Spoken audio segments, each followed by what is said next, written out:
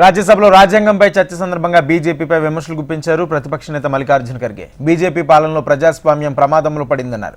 దేశం కోసం ఏనాడు పోరాటం చేయని బీజేపీ నెహ్రూ ఇందిరాగాంధీలను కించపరచడం ఆశ్చర్యంగా ఉందన్నారు. జాతీయ జెండా రాజ్యాంగాన్ని ఎప్పుడూ గౌరవించిన వారు రాజ్యాంగంపై తమకు పాఠాలు చెప్తున్నారంటూ మండిపడ్డారు. బీజేపీ ప్రాథమిక సమస్యల పరిష్కారానికి ఆసక్తి చూపని బీజేపీ అసలు రాజ్యాంగానికి అనుకూలమా వ్యతిరేకమా అంటూ ప్రశ్నించారు Kharge.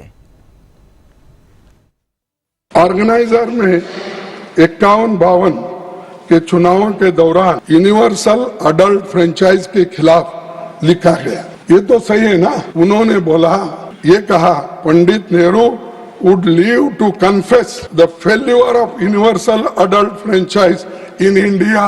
Shall I read? If Pandit Nehru would live to confess the failure of universal adult franchise in India, यानी यूनिवर्सल अडल्ट फ्रेंचाइज को जो महिलाओं को वोटिंग मिलता था, जो शूद्रों को वोटिंग मिलता था, जो गरीब लोगों को मिलता था, इसके बारे में अपोज अगर कोई करे वो आरएसएस के लोग करे, ये लोग जनसंघ के लोग करे और आज हमको पाठ पढ़ाते हो। बाबा साहब अम्बेडकर ने जो बोला था और दूसरे नेता वही कोट किए, इनकी दिल की बात बाहर नहीं आई। इस संविधान को चाहते या नहीं चाहते, हमको क्रिटिसाइज करने के लिए, टीका करने के लिए कौन से प्याराज, कौन से शब्द प्रयोग करना उतने उठा के वो बोलते गए, लेकिन आपने क्या किया वो बोला ही नहीं। आप देश के लिए क्या किया बोला नहीं। आप कितने बार जेल गए बोले नहीं।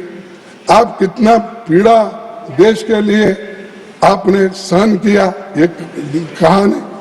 अरे देश के लिए जो लोग लड़े नहीं, उनको आजादी का महत्व क्या मालूम है और संविधान का क्या मालूम है। ऑर्गेनाइजर में 51-52 के चुनावों के दौरान यूनिवर्सल अडल्ट फ्रेंचाइज के खिलाफ लिखा गया। ये तो सही है ना। उन्होंने बोला, ये कहा, Pandit Nehru would live to confess the failure of universal adult franchise in India. Shall I read?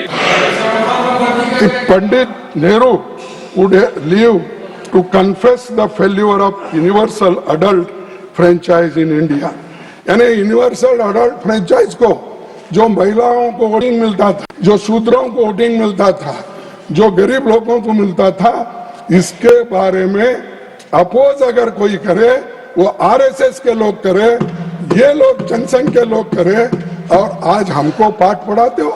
बाबा साहब अम्बेडकर ने जो बोला था और दूसरे नेता वही कोट किए, इनकी दिल की बात बाहर नहीं आई। इस संविधान को चाहते या नहीं चाहते, हमको क्रिटिसाइज करने के लिए, टीका करने के लिए कौन से प्याराज, कौन से शब्द प्रयोग करना उतने उठा के वो बोलते गए, लेकिन आपने क्या किया वो बोला ही नहीं। आप देश के लिए क्या किया बोला नहीं। आप कितने बार जेल गए बोले नहीं।